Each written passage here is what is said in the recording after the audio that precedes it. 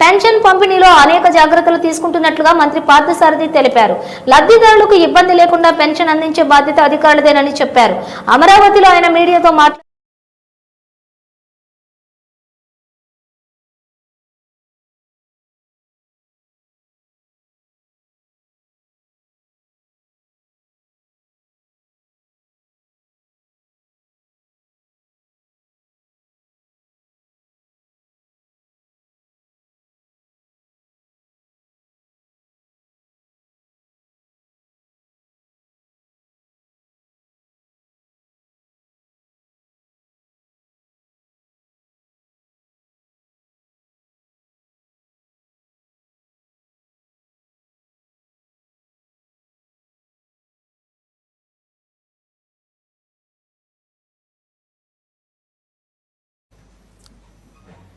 నాయకుడి సంతృప్తి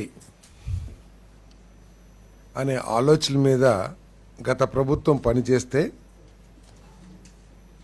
ఈ కూటమి ప్రభుత్వం ప్రీతం ముఖ్యమంత్రి చంద్రబాబు నాయుడు గారి నాయకత్వంలో ప్రజల సంతృప్తి,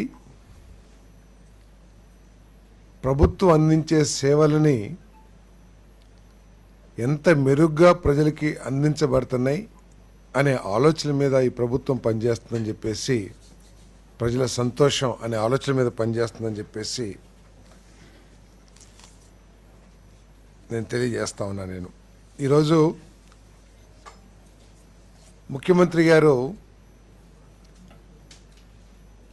ప్రభుత్వం అందిస్తున్న అనేక సర్వీసెస్ లేతే పథకాలు అవన్నీ కూడా ప్రజలకి ఏ విధంగా అందుతున్నాయి, అవి అందుకోవటంలో అధికారులు ఏమన్నా ప్రజల్ని ఇబ్బంది పెడుతున్నారా,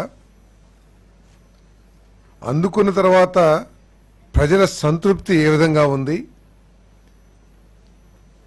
ఈ పథకాలు అందించడంలో ఏదైనా అవినీతి చోటు చేసుకుంటుందా అనే విషయాల మీద ఎక్కడా లేని విధంగా ఈ రాష్ట్రంలో కొన్ని వేల మంది లబ్ధిదారుల్ని ఇంటర్వ్యూ చేసి ఐవీఆర్ఎస్ ద్వారా కానివ్వండి వివిధ మార్గాల్లో కొన్ని రిపోర్ట్లు తీసుకోవడం జరిగిందని చెప్పేసి మనం చేస్తాను. నేను ఎన్టీఆర్ భరోసా పెన్షన్ ఇప్పుడు ఈ రివ్యూని పరిశీలించినట్లయితే ప్రతి నెల కూడా ఈ రివ్యూ మొదలుపెట్టిన తర్వాత ప్రభుత్వం ప్రతి నెల కూడా ప్రజల సంతృప్తి పెరుగుతూ ఉందని చెప్పేసి నేను మనవి చేస్తా ఉన్నాను. నేను ఉదాహరణకి ఎన్టీఆర్ భరోసా పెన్షన్ ఉంది, దానికి ఈ నెల పెన్షన్ పంపిణీలో పెన్షన్ అధికారి మీ దగ్గర డబ్బులు వసూలు చేశాడా, అదేవిధంగా ఈ నెల పెన్షన్ మీ ఇంటి వద్దనే పంపిణీ జరిగిందా, పెన్షన్ అందించిన అధికారి ప్రవర్తన ఎలా ఉంది అనే ప్రశ్నలు అడిగినప్పుడు గత 3 నెలల 4 నెలల కాలంలో చాలా ఇంప్రూవ్మెంట్ ఉందని చెప్పేసి నేను మనవి చేస్తాను. ఎప్పుడైనా సరే ఈ ఇంటి వద్దనే ఇచ్చారా అనే దానికి 87.8% ఇంటి వద్దనే ఇచ్చారు. అదేవిధంగా 85% అధికారి ప్రవర్తన బాగుంది. కరప్షన్ పింఛన్ అధికారి డబ్బులు వసూలు చేశారంటే కేవలం చాలా తక్కువ మంది అది చేశారని చెప్పి చెప్తున్నారు. అధికారి ప్రవర్తన మీద అది కూడా ముఖ్యమంత్రి గారు రివ్యూ చేశారు ప్రవర్తన గురించి.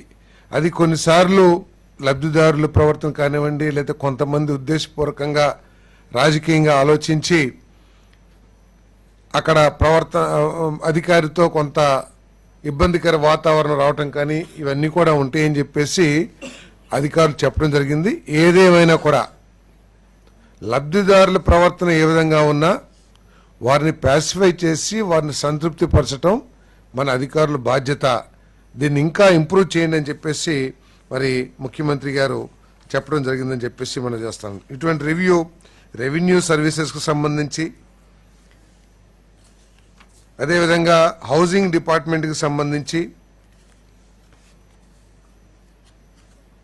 ఈరోజు రివ్యూ జరిగిందని చెప్పేసి మనం చేస్తా ఉన్నాను. నేను మరి అన్నిట్లో కూడా మరి సంతృప్తికరంగానే ఉన్నట్లు ఐవీఆర్ఎస్ ద్వారా ప్రభుత్వ అధికారుల పనితీరు కానివ్వండి, ప్రభుత్వ పథకాలు అందించడంలో కానివ్వండి ప్రజలు సంతృప్తికరంగా ఉన్నారని చెప్పేసి మరి ఈ సర్వేలో తేలిందని చెప్పేసి ఈ సందర్భంగా నేను తెలియజేస్తా ఉన్నాను.